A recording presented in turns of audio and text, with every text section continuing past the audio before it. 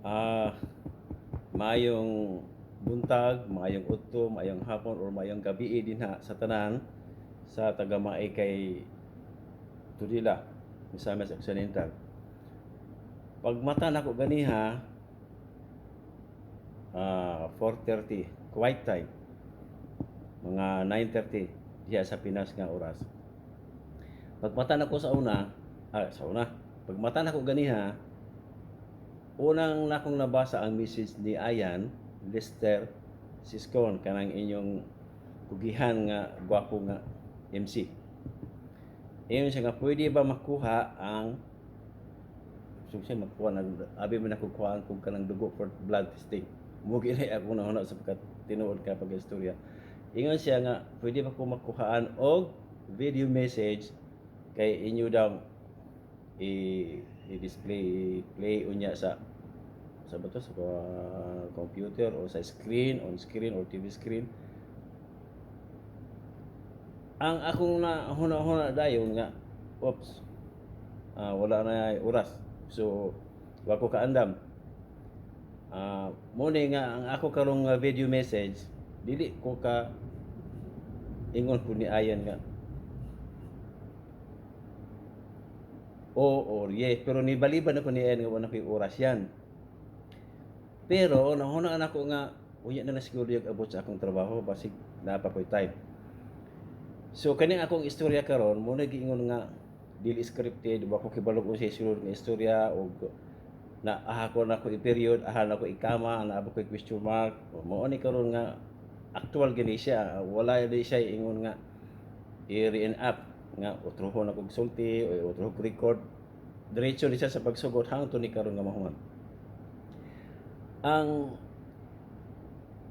una na kong maistorya dito nga daghan kaayong salamat nga inyong napili ang among location sa among panimalay nga himuon na himong venue sa inyong general tawag na grand second reunion sa Bernardy and Carmen clan. So ang akong pasalamat sa kaninyong tanan gikan sa mga nagpahimugna sa gikan sa president sa maong clan. Sorry kayo nga di ko ka-mention kay tangente something. Sorry kayo nakalimot ko kay gahapon pa na ko nabasa niya sa ingon ni nga mo niyang kompleto nga pangalan. Ingon man tuod sa mga pastor na sulti mo to nagiging nako nga murag duha kuno ka pastor o yan na ba to sa balay. Mo na kung istorya ko lang wa ko kibalog unsa ko isulod nga istorya. Murag duha ka pastor. Then salamat kay kaninyo nga nitambong sab mo ni Anha sa maong reunion nga naghimo diha sa among panimalay. Daghan kay salamat. Pag ingon ni Ging ni ato ni aging reunion sa Jinsan ba to nga ang sunod daw nga reunion ang venue sa Maikay. Ako na ops man dapit yun siya nga sa panimalay daw na mo diha na sa Maikay. Ono ko lah para ba mo wala mahuman nga kuan daghan pa kulang ang panimalay.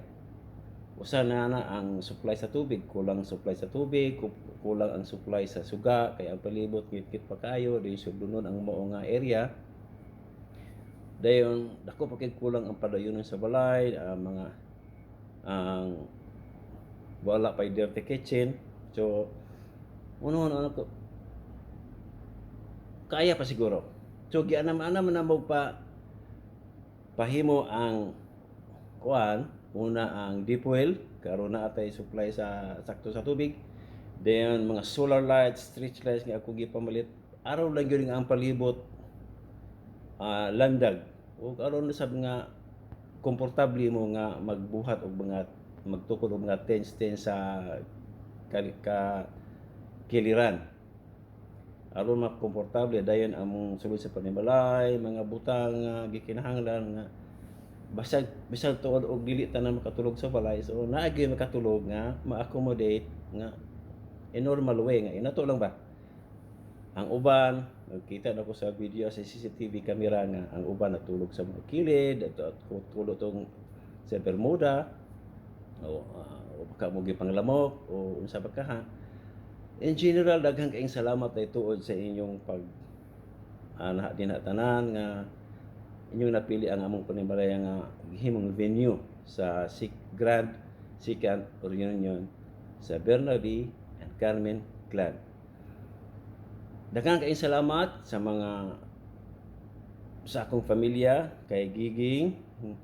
Salamat kayo sa pag-supervise nga aron maandam ang tanan sa akong daughter nga si Phoebe, sa akong son nga si Freeland. Daghang kaayong salamat usab.